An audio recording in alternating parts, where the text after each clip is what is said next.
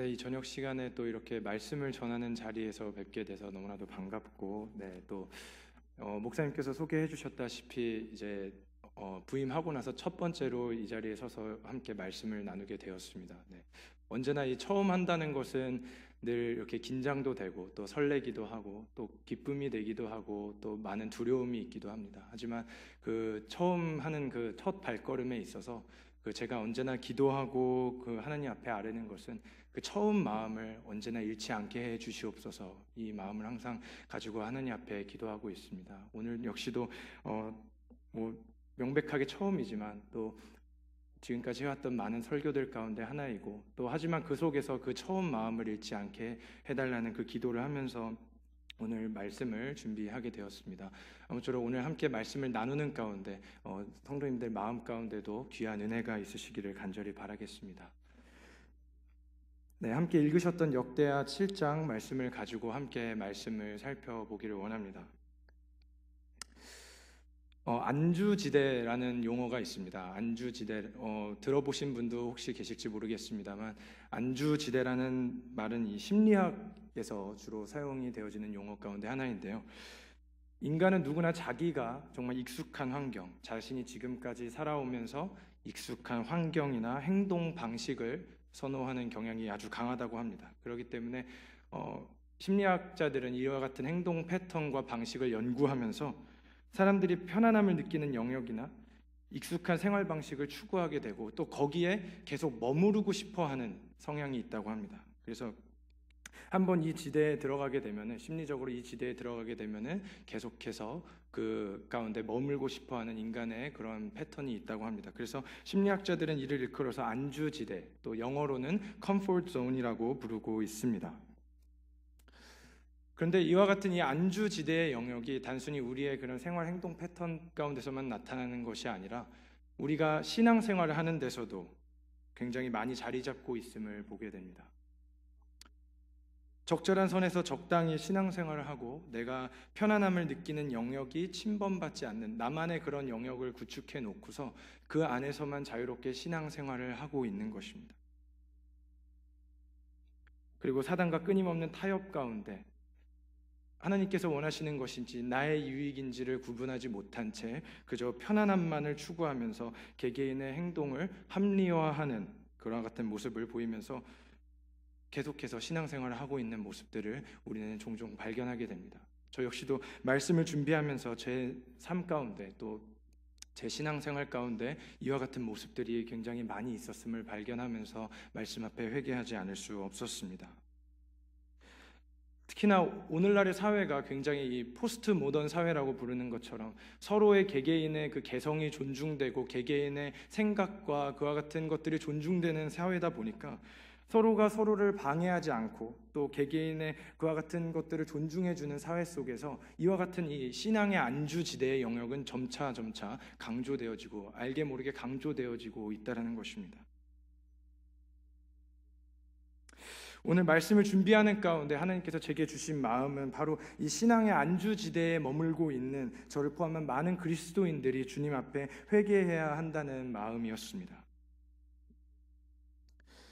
전적으로 하나님과 교회를 섬기면서 살아간다기보다는 세상과 또 적절한 선을 유지하고 또 교회와도 적정한 성을 유지하면서 속된 말로 세상과 교회 안에 일종의 양다리를 걸치고 살아가고 있는 이와 같은 신앙의 모습들을 우리는 종종 발견하게 된다는 것입니다. 하지만 이와 같은 삶의 모습으로 우리가 계속 살아가게 된다 보면은 우리는 결코 세상 가운데서 빛과 소금으로 부름받은 그 소명대로 살기 굉장히 어렵습니다. 또 이와 같은 모습들은 단순히 한 교회에서뿐만 아니라 점차 나아가 각 나라와 세계 가운데서 굉장히 빈번하게 발생하고 있습니다. 특별히 여러분도 너무나도 잘 아시다시피 특별히 우리들과 가장 관계가 깊은 이 미국과 한국만 보더라도 굉장히 오늘날 그 죄악된 모습들과 이 신앙의 안주지대 속에서만 머물고 싶어하는 어찌 보면 나태한 신앙의 모습들로 살아가는 우리들의 모습들을 굉장히 많이 보게 되는 것입니다. 하나님께서 이와 같은 모습 앞에 얼마나 마음 아파하실까를 제가 생각해 보면서 또 묵상하면서 제 자신 역시도 하나님 앞에 부족한 부분들을 발견하면서 주님 앞에 회개하는 시간을 갖게 되었습니다. 그렇다면 이렇게 어지럽고 또 혼란스러운 세상 속에서 교회와 성도들은 어떠한 모습으로 살아가야 하는 것입니까? 저는 오늘 본문을 통해서 하나님께서 주신 이 역대하 말씀을 통하여서 하나님께서 기뻐하시는 모습이 과연 어떠한 모습인지, 우리가 어떠한 모습으로 살아가기를 하나님께서는 진정으로 원하시는지, 특별히 제목이 말씀하고 있는 것처럼 세상과 타협하지 않는 신앙의 모습은 과연 어떠한 모습인지를 우리는 함께 살펴보기를 원합니다. 저희가 읽은 이 역대하 7장의 본문은 이와 같습니다. 솔로몬 왕이 아버지 다윗 왕 때에 하지 못하였던 성전 건축을 마무리하고 이제 하나님 앞에 기도하면서 성전 준공식을 올려드리고 있는 모습이 등장하고 있습니다. 그리고 솔로몬은 성전 건축을 다 마치고 그 제국에 있는 그 나라에 있었던 모든 사람들을 불러서 함께 초청하여서 성전 준공식을 거행하였습니다. 특별히 이 시기는 솔로몬이 통치했던 시기 가운데서 가장 강력했던 전성기로서 그 영토가 가장 남쪽 끝부터 또 가장 동쪽 끝까지 이스라엘 역사상 가장 큰 영토를 가지고 있었던 시기로 알려져 있습니다. 그렇기 때문에 이때 참석했던 이 모든 백성들은 하나님의 은혜에 감사하며 큰 기쁨과 즐거움을 누리게 되었습니다. 솔로몬에게 있어서는 이 하나님의 전을 건축한 것이 마치 자신의 집을 건축한 것 이상으로 너무나도 큰 기쁨으로 솔로몬과 이스라엘 백성들은 하나님 앞에 큰 기쁨과 영광을 올려드리며 그 모든 행사를 진행하였습니다. 그리고 그들의 번제물을 불로 태우신 하나님께서는 7일간의 모든 행사를 다 마친 이후에 그날 밤 솔로몬에게 찾아오셨습니다. 그리고 하나님께서는 앞으로 일어날 일들에 대해서 그 영적인 원리와 그 과정들을 상세하게 알려주셨습니다. 특별히 역대하 6장 12절부터 42절에 이르는 솔로몬의 기도에 대한 구체적인 응답이 오늘 저희가 읽은 본문 가운데 등장하고 있습니다. 하나님께서는 오늘 본문인 특별히 7장 12절부터 18절까지는 크게 우리 오늘의 본문을 두 단락으로 나누어 본다면요, 하나님께서는 7절부터 12절부터 18절까지는 하나님께서는 축복의 말씀과 또 19절부터 22절에 이르는 저주의 말씀에 대해서 명확하게 그 영적인 원리에 대해서 저희들 가운데 말씀해 주고 계십니다. 7장 13절 말씀을 잠시 살펴보시겠습니다. 13절 말씀에 혹 내가 하늘을 닫고 비를 내리지 아니하거나 혹 메뚜기로 토산을 먹게 하거나 혹 연병으로 내 백성 가운데 유행하게 할 때에 라고 기록하고 있습니다. 하나님께서는 우리들 삶 속에서 우리들 가운데 일어나는 수많은 어려움과 고통들 가운데서 이와 같이 말씀하고 계십니다. 하늘이 닫혀서 비가 내리지 않거나 또 메뚜기들이 토산을 먹거나 또 전염병들로 나의 백성들이 고통받게 될 수도 있다. 특별히 제가 준비한 슬라이드 속에 그 내가라는 부분에 특별히 포인트를 주고 있습니다. 이 말씀을 하고 있는 주체가 바로 하나님이시라는 뜻입니다. 바로 이와 같은 어려움들, 하늘이 닫히고 비가 오지 않고 또 메뚜기들로 토산을 먹고 나의 백성들이 전염병 가운데 거하는 이와 같은 비통하고 애통한 상황들조차도 다 하나님께서 우리들 가운데 역사하고 계신 상황들이라는 것입니다. 그와 같은 어려움들을 우리들 가운데 예고하고 있는 것입니다. 그러나 중요한 것은 하나님께서 우리들 가운데 허락하신 상황이 어떠하든지 어떠한 상황들을 우리들 환경 가운데 허락하신다 할지라도 한치의 앞도 알지 못하는 정말 무지한 우리들이 하나님께서 허락하신 상황과 환경을 어떠한 태도로 대처해 나아가야 하는가, 어떠한 믿음을 가지고 대처해 나아가야 하는 것이 더욱더 중요할 것입니다. 또 오늘 말씀을 통해서 우리가 깨달아야 될 부분이라는 것입니다. 하나님께서는 이어지는 말씀을 통해서 우리가 이와 같은 환경을 이기고 또 극복하고 피할 수 있는 길, 즉 축복의 길과 또 우리 눈앞의 상황을 결국 우리가 이겨내지 못한 채 결국 실패하고 말았을 때 찾아오는 저주의 길에 대해서 본문 가운데 명확하게 말씀해 주시고 있습니다. 14절 말씀을 함께 살펴보시겠습니다. 여러분께서도 굉장히 잘 아시는 말씀일 텐데요. 내 이름으로 일컫는 내 백성이 그 악한 길에서 떠나 스스로 겸비하고 기도하여 내 얼굴을 구하면 내가 하늘에서 듣고 그 죄를 사하고 그 땅을 고칠지라. 이 말씀 속에서 하나님께서 우리들 가운데 가르쳐주고 계신 것이 무엇입니까? 하나님 앞에 철저하게 엎드리고 겸손한 마음으로 회개하기를 원하신다는 것입니다. 또 뿐만 아니라 하나님의 얼굴을 찾기를 원하고 계신다는 것입니다.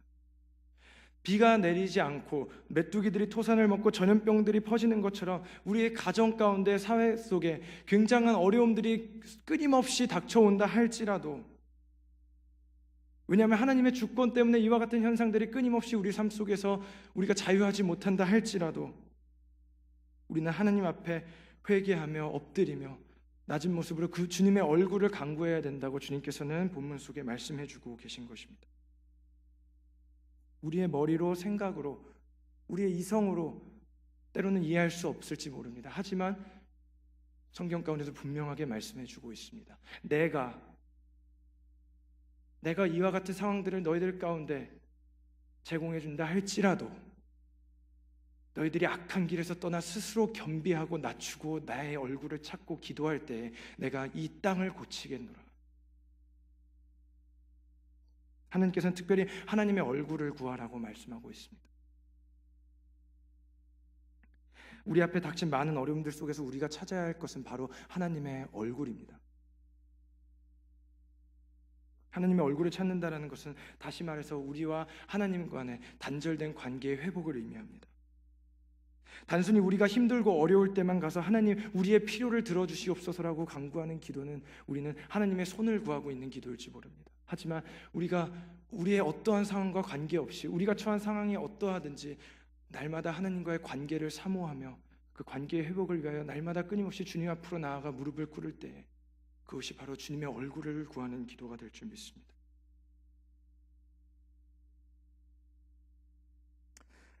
하나님께서는 계속해서 15절과 16절을 통해서 다음과 같이 말씀하시고 계십니다. 이곳에서 하는 기도에 내가 눈을 들고 귀를 기울이리니 이는 내가 이미 전을 택하고 거룩하게 하여 내 이름으로 여기 영영이 있게 하였습니다. 내 눈과 내 마음이 항상 여기 있으리라. 특별히 이 말씀은 하나님의 성전인 교회를 향한 주님의 말씀이 아닐까 생각합니다. 하나님께서 말씀하시듯이 하나님의 눈과 마음이 머무는 이곳, 바로 하나님의 전에서 우리가 14절에서 읽었던 바로 그러한 기도가 끊이지 않아야 된다는 것입니다. 세상이 어지럽고 혼란스럽고 타락해가고 악해질수록 상대적으로 교회와 성도들은 구별되어져서 더욱더 그들의 정결함과 순결함이 세상 가운데 드러나야 될 줄 믿습니다. 왜냐하면 하나님께서 성전을 택하셨고 거룩하다고 말씀하셨기 때문입니다. 내가 거룩하니 너희도 거룩하라. 그러나 오늘날의 모습은 어떻습니까? 하나님의 눈과 마음이 머무는 이 교회가, 주님의 몸된 교회가 세상과 함께 같이 타락해 가고 있습니다. 세상을 이끌고 가주어야 하는 교회의 모습이 아니라 세상에게 이끌려 가고 있는 교회의 모습이 되어버렸습니다. 우리의 신앙을 자꾸만 세상과 타협하려고 하고 세상이 제시하고 마련해 놓은 그 어떤 그 편안한 수준에만 안주하라고 사단은 끊임없이 우리를 넘어뜨리려고 하고 있습니다.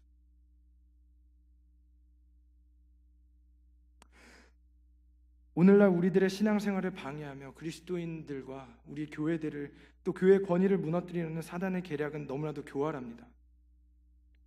특별히 저희가 말씀을 읽으면서 구약부터 신약까지 저희가 말씀을 읽으면서 수많은 그와 같은 사단의 계략과 악한 모습들을 우리는 종종 맞닥뜨리게 됩니다. 특별히 저는 오늘 말씀을 준비하면서 이 사단이 그리스도인들의 신앙을 넘어뜨리려는 몇 가지 타협안들을 이 출애굽기 말씀 속에서 발견할 수가 있었는데요. 잠시 살펴보시면 좋을 것 같습니다.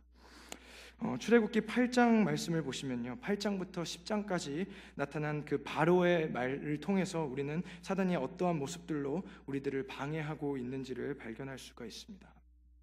첫 번째로 그 출애굽기 8장 25절 말씀입니다.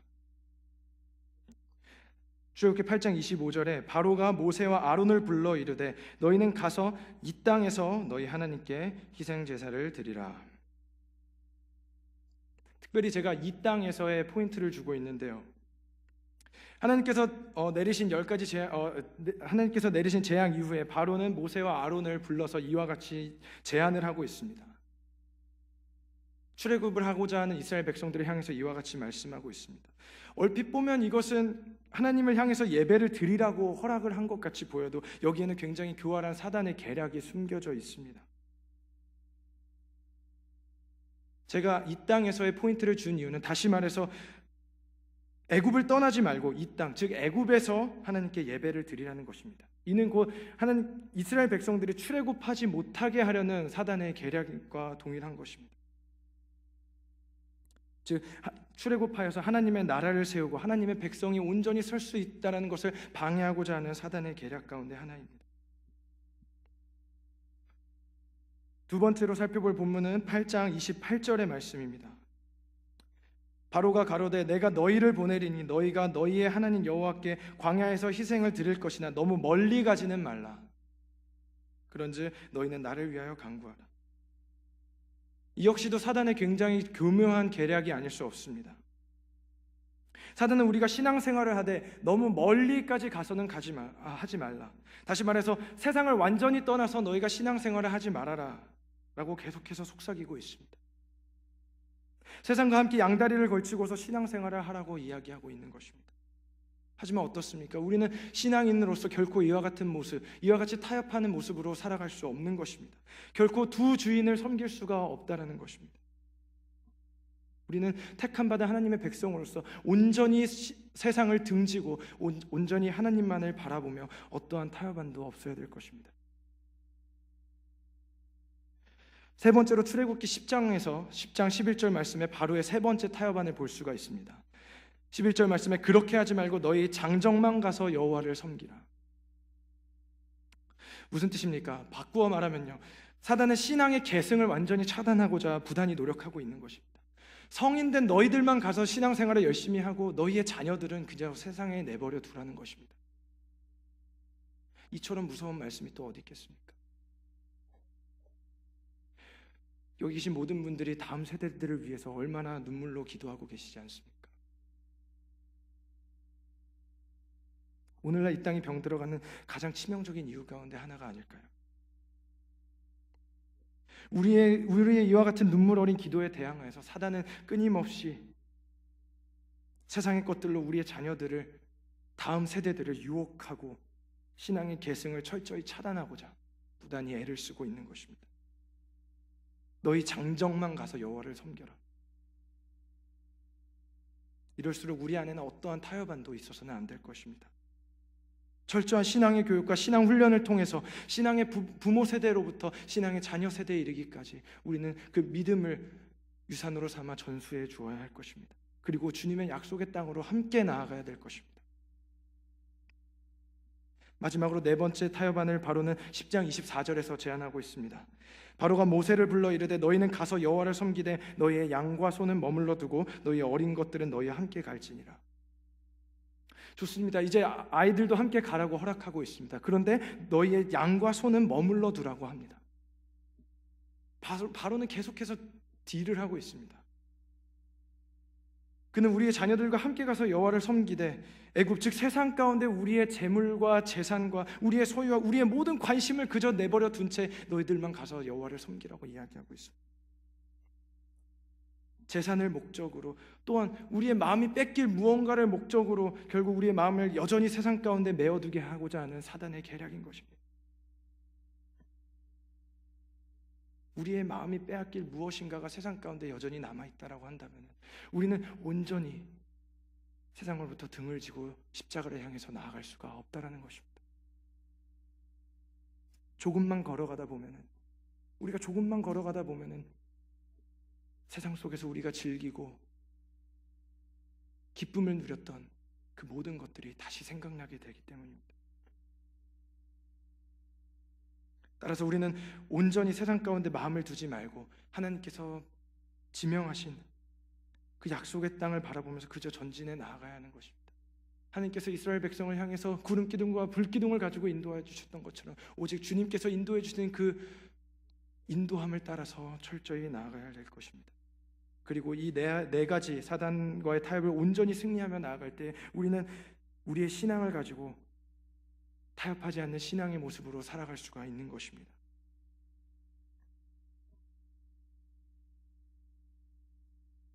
만일 우리가 이와 같은 사단의 타협에 혹시라도 넘어가게 된다라면, 하나님의 뜻을 혹시라도 우리가 저버리게 된다라면 우리는 본문 19절로부터 이제 다시 본문으로 돌아와서 역대하 본문 7장 19절로부터 22절에 나타나는 일들을 우리는 바라보게 될 것입니다. 그러나 너희가 만일 돌이켜 내가 너희 앞에 둔 내 율례와 명령을 버리고 가서 다른 신을 섬겨 숭배하면 내가 저희에게 준 땅에서 그 뿌리를 뽑아내고 내 이름을 위하여 거룩하게 한 이 전을 내 앞에서 버려 모든 민족 중에 속담거리와 이야기거리가 되게 하리니 이 전이 비록 높을지라도 무릇 그리로 지나는 자가 놀라 가로되 여호와께서 무슨 까닭으로 이 땅과 이 전에 이같이 행하셨는고 하면 대답하기를 저희가 자기 열조를 애굽 땅에서 인도하여 내신 자기 하나님 여호와를 버리고 다른 신에게 복종하여 그를 숭배하여 섬김으로 여호와께서 이 모든 재앙을 저희에게 내리셨다 하리라 하셨더라. 무서운 하나님의 심판의 메시지입니다. 또한 저는 이 말씀을 보면서 정말 놀라지 않을 수가 없었습니다. 말씀을 통해서 보여지는 이 이미지가 마치 오늘날 저희가 뉴스와 대중매체들을 통해서 접하고 있는 하나님 앞에 타락하고 무너져가고 있는 오늘날의 교회의 모습들과 너무나도 닮아있기 때문입니다. 그 전이 비록 높을지라도 무릇 그리로 지나는 자가 놀라 가로되 여호와께서 무슨 까닭으로 이전에 이와 같이 행하셨는고 하면 하나님께서는 세상 가운데 하나님의 전이 비록 높다 할지라도 속담거리와 이야기거리가 되게 하시겠다고 분명한 심판의 메시지를 저희들 가운데 경고하고 있습니다. 몸집이 커지고 화려해진 많은 교회들이 목회자의 타락과 교회 안의 수많은 사건과 사고들을 통해서 세상 가운데 조롱을 당하고 있는 오늘날의 현실 속에 그와 같은 모습들이 바로 이 말씀 속에서 그대로 수천 년 기록된 이 성경 말씀 가운데 그대로 고스란히 기록되어져 있기 때문입니다. 이와 같은 현실 속에서 우리가 참된 그리스도인으로 정말 부름을 받았다라고 한다면 세상과의 타협을 온전히 끊어내고 정말 하나님 앞에 철저한 회개와 겸손함이 필요할 것입니다. 혹자는 죄인들이 모인 곳이 교회다 등의 말로 그저 우리들의 죄와 연약함을 합리화할지 모르겠습니다. 하지만 그저 나의 죄를 합리화하는 나약한 신앙인이 돼서는 안 될 것입니다. 물론 죄인들이 모인 곳이 교회입니다. 하지만 말씀을 통해서 나의 죄를 발견하고 다시는 그와 같은 죄를 반복하지 않는 것이 그리스도인들, 참된 그리스도인들로 부름받은 우리들이 해야 할, 주님 앞에 해야 할 과업인 것입니다.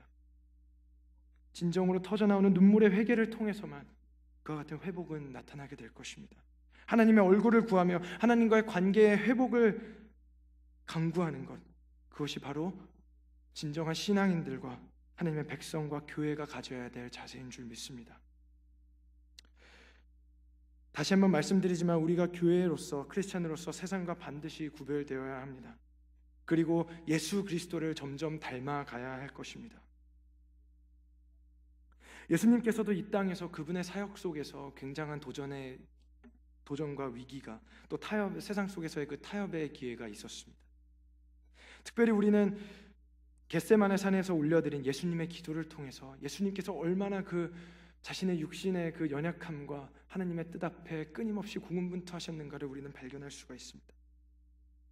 십자가의 길을 가기 전 예수님께서는 하나님 앞에 아버지, 이 잔을 내게서 옮겨 주시옵소서. 그러나 나의 원대로 마옵시고 오직 아버지의 뜻대로 되기를 원하나이다 하는 그와 같은 애통의 기도를 주님 앞에, 하나님 앞에 올려드렸습니다. 그리고 결국 성자 예수님께서는 성부 하나님의 뜻 앞에 우리를 향한 그 구원이라는 큰 뜻을 이루어 주시기 위하셔서 자신을 낮추시고 겸손한 마음으로 순종하셨습니다. 그리고 그것이 바로 주님의 마음이며 성도된 우리들이 닮아가야 할 타협하지 않은 신앙의 모습인 것입니다. 그리고 저희가 오늘 다룬 역대하 7장 14절 본문에서 이와 같은 모습을 잘 보여주고 있습니다. 첫째로 악한 길에서 떠나 우리의 죄를 주님 앞에 철저히 회개해야 합니다. 둘째로 교만함을 버리고 주님 앞에 겸손한 자세로 나아가야 될 것입니다. 그리고 마지막으로 하나님의 얼굴을 구하는 기도, 관계를 회복하는 그 기도를 통하여서 하나님과 우리의 그 막힌 담이 온전히 허물어지고 오직 주님의 보혈로 그 회개의 자리로 나아가야 될 것입니다. 그래야 할 때 하나님께서는 병들어가는 미국뿐만 아니라 한국 또 이 세계의 모든 땅들을 고쳐주실 것입니다. 왜냐하면 주님께서 그와 같이 말씀 가운데 약속해 주셨기 때문입니다.